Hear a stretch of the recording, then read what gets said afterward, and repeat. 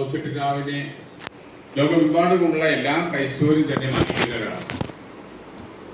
അത് കത്തോലിക്കര് മാത്രമല്ല, ആംഗ്ലിക്കൻസിലുണ്ട്, ലൂത്തറൻസിനുണ്ട്, Anglo Saxon ഗ്രൂപ്പുകൾക്കുണ്ട്, പ്രൊട്ടസ്റ്റന്റുകാർക്കുണ്ട്.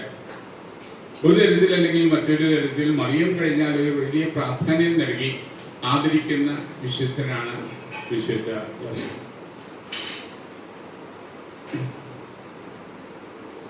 Yoseph പിതാവിനെ നമ്മൾ പരമ്പരാഗതമായിട്ട് വിശേഷിപ്പിക്കുന്നത് നീതിമാനായ വിശുദ്ധ യോസേപ്പ് എന്നാണ്. ബൈബിളിൽ അദ്ദേഹം രേഖപ്പെടുത്തിയിരിക്കുന്നത് ആ ക്രിസ്തവമായ വാക്കിനാണ് നീതിമാൻ. അവിടെ ഭർത്താവായ Yoseph നീതിമാനാകിയാൽ the only word to describe Saint Joseph. ഇത്രയേറെ അനീതി അനുഭവിച്ച ഒരാള് ക്രൈസ്തവ ചരിത്രത്തിൽ ഉണ്ടായിട്ടുണ്ടോ എന്ന സംശയമാണ്. ചരിത്രകാരന്മാരൊക്കെ നിഗമനത്തില് മരിക്കുമ്പോൾ 50 വയസ്സിലധികം പ്രായം യോസേപ്പ് പിതാവിന് ഉണ്ടാവില്ല എന്നാണ് സങ്കല്പം. പക്ഷെ യോസേപ്പ് പിതാവിനെ കലാകാരന്മാരെ, ചിത്രകാരന്മാരെ എപ്പോഴും അവതരിപ്പിക്കുന്നത് വയസ്സനായ മനുഷ്യനായിട്ടാണ്. അപ്പൊ ചിത്രകാരന്മാര് അനീതിപരമായിട്ടാണ് അദ്ദേഹത്തിന് പ്രവർത്തിക്കുക. പുൽക്കൂട് ഉണ്ണീശ്വരക്ക് ചിത്രീകരിക്കുന്ന സന്ദർഭത്തിൽ ചെറുപ്പക്കാരിയായ മാതാവ് വൃദ്ധനായ അവിടെ അപ്പനോ അപ്പന്റെ അപ്പനോ ആകാൻ പ്രായമായ യോസേപ്പ് പിതാവ് ആയിട്ടാണ് മിക്കവാറും കാണാറ്. So the artist they have done injustice to Saint Joseph. രണ്ടാമതായിട്ട് ചരിത്രകാരന്മാർ വിശേഷിച്ച് ഗോസ്പൽ സുവിശേഷകന്മാര് ഒരു അനീതി കാണിച്ചിട്ടുണ്ട്. മാതാവ് കഴിഞ്ഞാൽ ഏറ്റവും പ്രധാനപ്പെട്ട വ്യക്തിയെക്കുറിച്ച് ഏറ്റവും കുറച്ച് പരാമർശങ്ങളെ ബൈബിളുള്ളൂ. മറ്റു പലരുമായിട്ട് താരതമ്യം ചെയ്ത് നോക്കുമ്പോൾ വളരെ തുച്ഛമായ പരാമർശങ്ങൾ മാത്രമേ ബൈബിളുള്ളൂ. ഒരു തമസ്കരണം യോസേപ്പ് പിതാവിനോട് കാണിച്ചിട്ടുണ്ട്. ഒരു സൈഡ് ലൈനിങ്, സൈഡ് ട്രാക്കിങ്, മാറ്റി നിർത്തുക, മുൻനിരയിലേക്ക് വരാത്തവണ്ണം യോസേപ്പ് പിതാവിന് എരിശയിലേക്ക് ഓടാനുള്ളൊരു വ്യഗ്രത എല്ലാ സുവിശേഷകന്മാരും കാണിച്ചിട്ടുണ്ട്. യോസേപ്പ് പിതാവ് എവിടെ ജനിച്ചു, എവിടെ വളർന്നു, അപ്പനും അമ്മയും ആരായിരുന്നു, സഹോദരന്മാരുണ്ടായിരുന്നു, ഒരുപാട് കാര്യങ്ങളെക്കുറിച്ച് നമുക്ക് യാതൊരു അറിവും സുവിശേഷം തരുന്നില്ല. വളരെ ബോധപൂർവം യോസേപ്പ് പിതാവിനെ സംസ്കരിക്കുന്ന, ഇരുട്ടിന്റെ മറയിലാക്കുന്ന ഒരു പ്രവണത കാണിക്കണം. ദൈവശാസ്ത്രജ്ഞന്മാര് ആദ്യകാലം മുതലേ ഒരു അനീതി യോസേപ്പ് പിതാവിനോട് കാണിച്ചിട്ടുണ്ട്. യോസേപ്പ് പിതാവിനെ ഫോസ്റ്റർ ഫാദർ എന്നാണ് വിളിക്കുന്നത്, വളർത്തു പിതാവ്. ഒരു ആയിരം സ്ഥാനങ്ങൾ. യോസേപ്പ് പിതാവ് യഥാർത്ഥത്തിൽ യേശുവിന്റെ ജീവിതത്തിൽ വേറൊരു വളർത്തു പിതാവായിരുന്നു. തിന്നാനും കൊടുക്കാനും കൊച്ചിന് കൊടുത്ത ഒരായിക്ക് സമാനമായൊരു സ്ഥാനം അല്ല. നമ്മുടെ ഇയാൾ ജന്മം നൽകിക്കൊണ്ട് മാത്രമായും അപ്പനും അമ്മയാകുകയില്ല. എങ്കിൽ അനാഥ കുഞ്ഞുങ്ങൾക്കൊക്കെ അപ്പനും അമ്മയും ഇല്ലാതാകുമായിരുന്നില്ല. ജീവിതം കൊടുക്കുമ്പോഴാണ് ഒരാൾ അപ്പനോ ഒരു അമ്മയാവുക. പിറവി കൊടുത്ത കുഞ്ഞിന് ജീവിതം കൊടുക്കുമ്പോഴാണ് അപ്പനും അമ്മയാവുക. യോസേപ്പ് പിതാവ് ഫിസിക്കൽ ഫാദർ ആയിരുന്നില്ല, സത്യം. പക്ഷെ റിയൽ ഫാദർ ആയിരുന്നു, ഒരു യഥാർത്ഥ അപ്പൻ. പിറന്ന നാൾ മുതൽ മനുഷ്യ കുഞ്ഞിനെ മറ്റേതൊരു കുഞ്ഞിനേക്കാളും മറ്റേതൊരു ജന്തുവിന്റെ കുഞ്ഞിനേക്കാളും കൂടുതൽ പരിചരണവും സ്നേഹവും വാത്സല്യവും എല്ലാം കൊടുക്കേണ്ട ഒരു കാലഘട്ടത്തിൽ ഒരപ്പനായി നിന്ന് ഒരപ്പൻ കൊടുക്കേണ്ടത് എല്ലാം കൊടുത്ത് വളർത്തിയ ഒരു യഥാർത്ഥ പിതാവായിട്ട് വേണം യോസേപ്പ് പിതാവിനെ നമ്മൾ കാണാനും ആദരിക്കാൻ. So Saint Joseph was a real father, not a foster father. ദൈവശാസ്ത്രജ്ഞന്മാർ അദ്ദേഹത്തിന് കൊടുക്കുന്ന വ്യാഖ്യാനം വളർത്തു പിതാവ്, ഫോസ്റ്റർ ഫാദർ എന്നാണ്. ഫോസ്റ്റർ ഫാദർ അല്ല, വാസ് റിയൽ ഫാദർ. ഉണ്ണീശോയ്ക്ക് ഒരപ്പൻ കൊടുക്കേണ്ട സർവ്വതും കൊടുത്ത ഒരാൾ, ഒരപ്പനിൽ നിന്ന് കിട്ടേണ്ടത് സർവ്വതും കിട്ടി വളർന്ന ഒരാൾ, സവിശേഷമായ ഒരു സമഗ്രമായ വ്യക്തിത്വം ഉണ്ണീശോയ്ക്ക് വളർന്നപ്പോൾ ഉണ്ടായെങ്കിൽ അതിനൊരു കാരണക്കാരൻ ഈ യോസേപ്പ് എന്ന നീതിമാനാണ്. ഈ യോസേപ്പ് എന്ന മൗനിയായ, അധികം സംസാരിക്കാത്ത യോസേപ്പ് എന്ന മനുഷ്യനാണ്. അപ്പൊ ചരിത്രകാരന്മാര്, സാഹിത്യകാരന്മാര്, ദൈവശാസ്ത്രജ്ഞന്മാര് എല്ലാവരും തന്നെ യോസേപ്പ് പിതാവിനോട് ഒരു അനീതി കാണിച്ചിട്ടുണ്ട്. ഇനി ഔസേപ്പ് പിതാവിനെ പലതരത്തിൽ വിശേഷിപ്പിക്കാറുണ്ട്. ഒരുപാട് കാര്യങ്ങളുടെ മധ്യസ്ഥനാണ്. നല്ല മരണത്തിന് ഉൾപ്പെടെ എല്ലാത്തിന്റെയും മധ്യസ്ഥനാണ്. തൊഴിലാളികളുടെ മധ്യസ്ഥനായിട്ടാണ് നമ്മൾ ഇന്ന് ആചരിക്കുന്നതും മെയ് 1-ാം തീയതി. അഖില ലോക തൊഴിലാളി ദിനമാണ്. ലോകമെമ്പാടുമുള്ള എല്ലാ തൊഴിലാളികളെയും നന്ദിയോടെ സ്നേഹത്തോടെ ദൈവത്തിന്റെ കൂട്ടുപണിക്കാരെ നിലയിൽ ആദരവോടെയും കണക്കാക്കേണ്ട ദിവസമാണ്. ഔസേപ്പ് പിതാവിനെ കുടുംബങ്ങളുടെ തലവനെന്നോ അല്ലെങ്കിൽ കുടുംബങ്ങളുടെ സംരക്ഷകനെന്ന് വിശേഷിപ്പിക്കാറുണ്ട്. നല്ല മരണത്തിന് മധ്യ ഒരുപാട് തരത്തിൽ ഔസേപ്പ് പിതാവിനെ വിശേഷിപ്പിക്കാറുണ്ട്. ശരിക്കും തോന്നുന്നത് ഏറ്റവും നല്ല വിശേഷം ഔസേപ്പ് പിതാവിനെ അത്ഭുതങ്ങളുടെ മധ്യസ്ഥത്തിൽ വിളിക്കുന്ന, അത്ഭുതങ്ങളുടെ കുത്തക എടുത്തിട്ടുള്ള ഒരുപാട് വിശുദ്ധന്മാരുണ്ട്.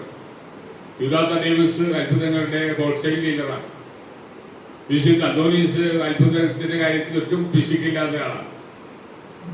പാമ്പിന്റെ കാര്യത്തിൽ ഹോൾസെയിലായിട്ട് വിശുദ്ധ ഗീവർഗീസോ, സാങ്കല്പിക രോഗങ്ങൾക്കും വസൂലിക്കും എതിരായിട്ടുള്ള സംരക്ഷകനായിട്ട് വിശുദ്ധ എബ്സ്യാനോസ് ഉണ്ട്. ഔസേപ്പ് പിതാവിനെ അത്ഭുതങ്ങളുടെ മധ്യസ്ഥനായിട്ട് ഞാൻ കണക്കാക്കാൻ കാരണം അത് സഭാവിജ്ഞാനീയത്തിനുള്ളത് കൊണ്ടല്ല, എന്റെ അനുഭവത്തിലുള്ളതുകൊണ്ടാണ്. ആ അത്ഭുതത്തിന്റെ നേർസാക്ഷ്യമാണ് നാം ഇരിക്കുന്ന ഈ ദേവാലയം. ഈ ദേവാലയം ഉണ്ടാകണമെന്ന് വിദൂരത്തിൽ പോലും ഒരു സ്വപ്നം ഉണ്ടായിട്ടില്ല. ഇപ്പോൾ ഈ ദേവാലയം പണിത പടിയിൽ വെച്ചിട്ടാണ് ഇവിടെ തുടങ്ങിയിരിക്കുന്നത്. ഇതിനേക്കാൾ ലോകപരമായ ഒരു ദേവാലയം. അത് ഇല്ലായ്മകളുടെ നടുവിൽ നിന്നുകൊണ്ട് ജനശക്തിയെ സംഭരിച്ച് സമാഹരിച്ച് ശൂന്യതയിൽ നിന്ന് അത്ഭുതം പോലെ ഒരു ദേവാലയം സൃഷ്ടിച്ച ആളാണ്. ഈ ദേവാലയം ഒരു അത്ഭുതമാണ്. കാരണം ഈ ദേവാലയം പണിയാൻ വിദൂരത്തിൽ ഒരു സ്വപ്നം പോലെ എനിക്കുണ്ടായിരുന്നില്ല. നമ്മുടെ ചാക്കോ സാറ്, മടിക്കൽക്കുടി ചാക്കോ സാറിന്റെ മകൻ ടോമി ഒരു ദിവസം എന്റെ അടുത്ത് വന്നിട്ട് പറഞ്ഞു, വെച്ചാ ഞാൻ 2 ലക്ഷം രൂപ അച്ഛനെ ഏൽപ്പിക്കാം. ഞാൻ എന്തിനാണ്? പള്ളി പണിയാനാണ് പറഞ്ഞു. നമുക്ക് പള്ളി പണിയാനാണ്, നമുക്ക് പള്ളിയുണ്ടല്ലോ, അല്ല ഈ പള്ളി എന്തെങ്കിലും ഒരു കാലത്ത് പണിയിട്ട് വരികയാണ്, അത് അച്ഛൻ്റെ കയ്യിരിക്കട്ടെ, അതും എടുത്ത് വേശാൻ ചെയ്തു. ഒരുപക്ഷെ ഫസ്റ്റ് സ്പാർക്ക് ഈ ദേവാലയത്തിന്റെ നിർമ്മാണത്തിന്റെ ഒരു ഹോൾസെയിൽ ഉത്തരവാദിത്വവും മേൽനോട്ടവും അതിന്റെ സാമ്പത്തിക വശവും എല്ലാം നോക്കിയിട്ട് ചാക്കോ സാറും കുടുംബമാണെന്നുള്ളൊരു സത്യം അതോടെ ഇരിക്കട്ടെ. അങ്ങനെ 2 ലക്ഷം രൂപ കൊണ്ടുവന്ന് എന്നെ ഏൽപ്പിച്ച് ബാങ്കിലിട്ടു, എന്തെങ്കിലും ദേവാലയം പണിയുമ്പോൾ ഉപയോഗിക്കാനായിട്ട്.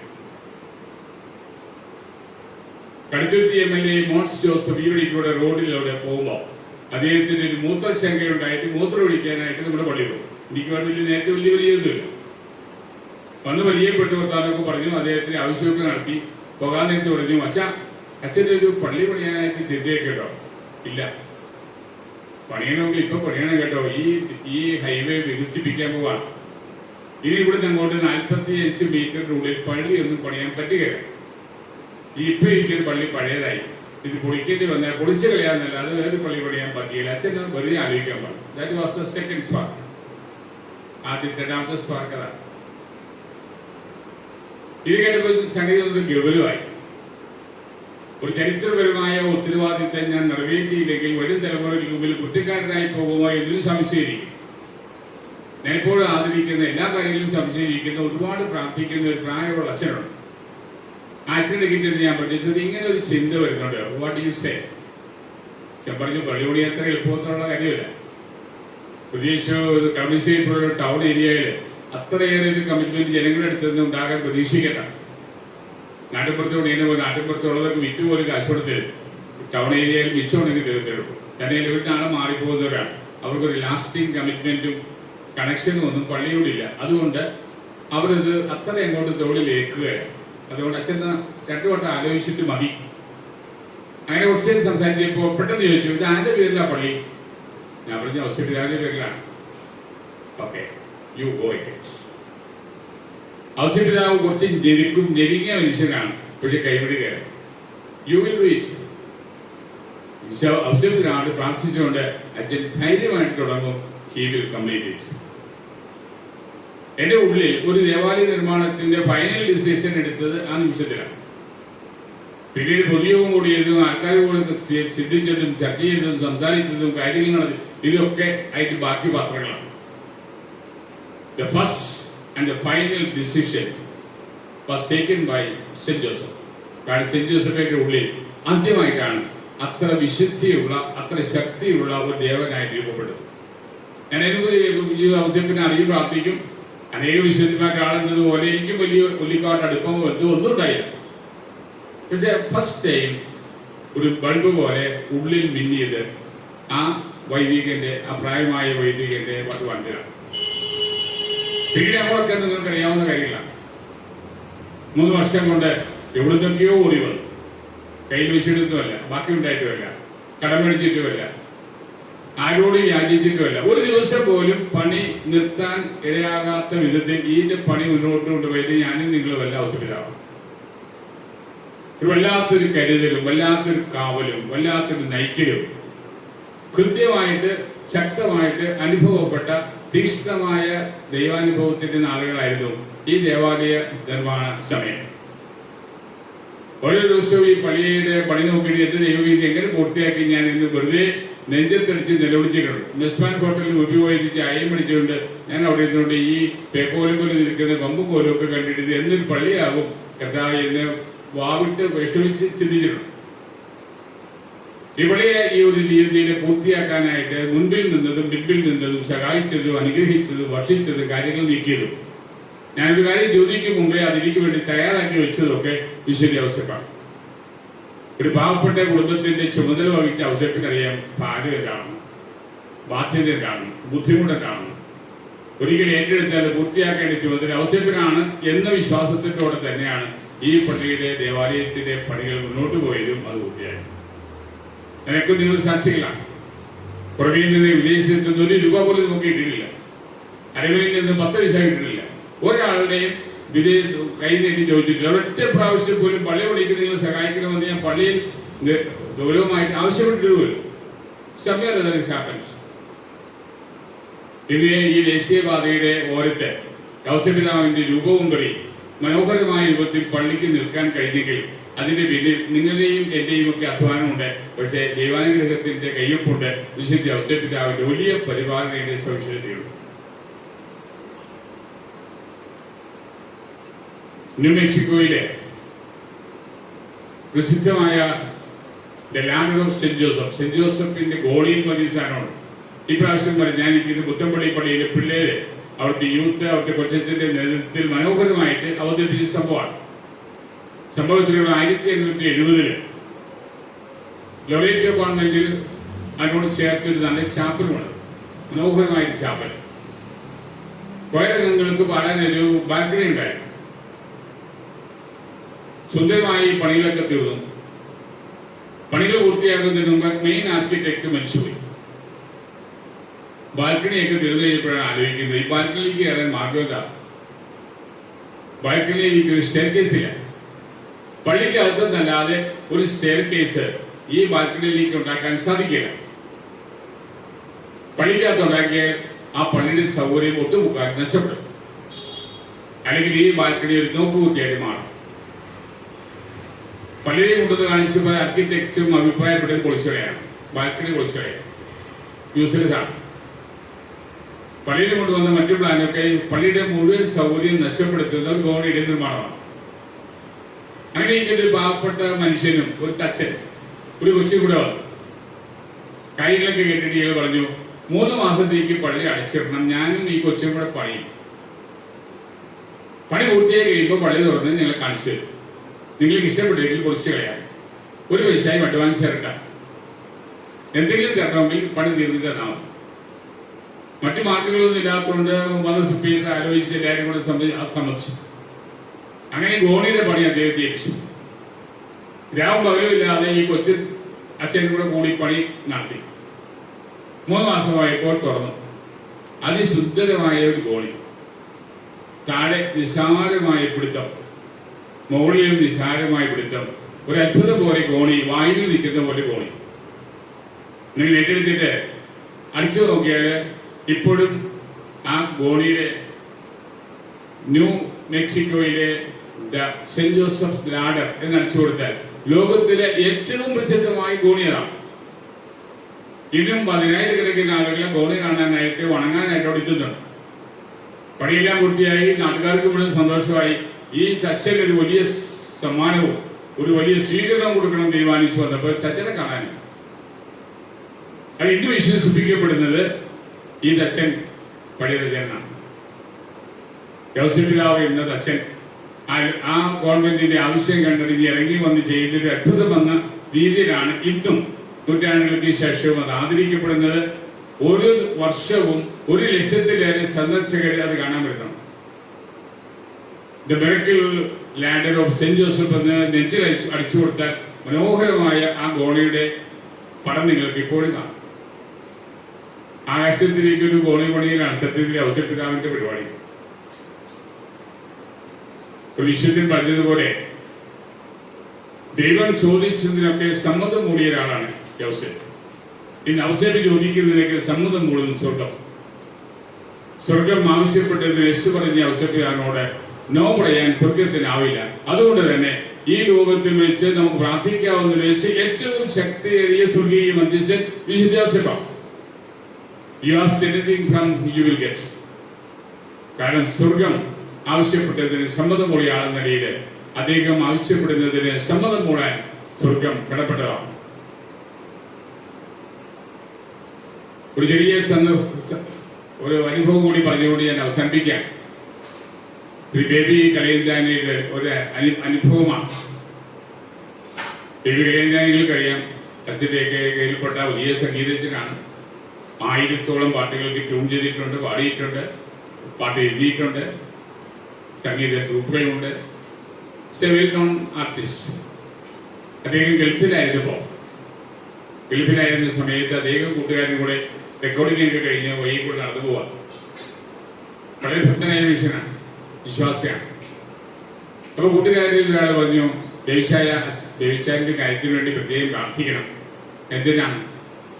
കഴിഞ്ഞ 28 വർഷമായിട്ട് ഈ സൗദിയിലെ ജയിലിൽ കിടക്കുന്ന ജയിൽപുള്ളിയുണ്ട്. നാഗർകോവിൽക്കാരനാണ്. ജോർജ് ജോസഫ് എന്നാണ് പേരാണ്. 28 വർഷമായി ജയിലിലാണ്. ഒരു വധശിക്ഷയും കാത്തു കഴിയുകയാണ്. വധശിക്ഷ ആയിട്ടില്ല. ചെയ്തോ ചെയ്യാത്ത കുറ്റമാണെന്ന് നിങ്ങൾക്കറിയില്ല. പക്ഷെ അയാളുടെ കാര്യം സങ്കടമാണ്, കുടുംബം പരാധീനമാണ്. അദ്ദേഹത്തിന്റെ മോചനത്തിന് വേണ്ടിയോ അതിന് തീരുമാനം ഉണ്ടാകാൻ വേണ്ടി എന്താണെന്ന് വെച്ചാൽ ദേവിച്ചാൻ പ്രാർത്ഥിക്കണം. ദേവിച്ചാൻ ചോദിച്ചു, ഈ മനുഷ്യന്റെ പണി എന്തായിരുന്നു?